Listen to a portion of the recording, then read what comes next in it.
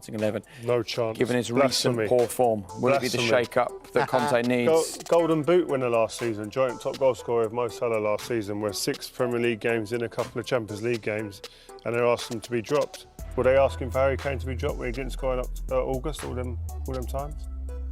This kid, for me, if I'm taking a player out of Spurs from a team, he's going to be him or Harry Kane as a flip of the coin. He's a top player, top player. We've also got some stats that, although we know that he might not be scoring goals for fun at the moment, Son, he's still bringing something to this Spurs team, and it comes in the form of his creativity. I think this surprised both of you when we looked at these numbers. It did, yeah. The created chances in the Premier League this season, and he's ahead of where he's ever been. I mean, it's the best he's had in, what, 8 seasons? Or this is his 8th season. And I totally agree with Rio. I mean, short memories. If you're Manchester United, if you're Liverpool, if you're Man City, and you say, right, we can have one player, I'd say the majority would take Son. Yes, Harry Kane scores plenty, but he scored more goals last season. He's younger. He's just very, very difficult to play against.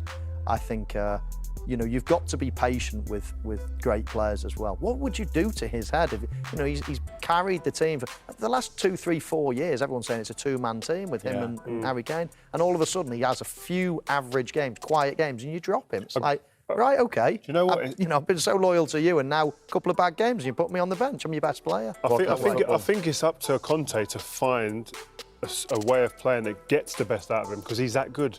There's certain players in your team that it's like, I can't afford for him not to be playing. I've got to work it out. Yeah. And he's one of those players.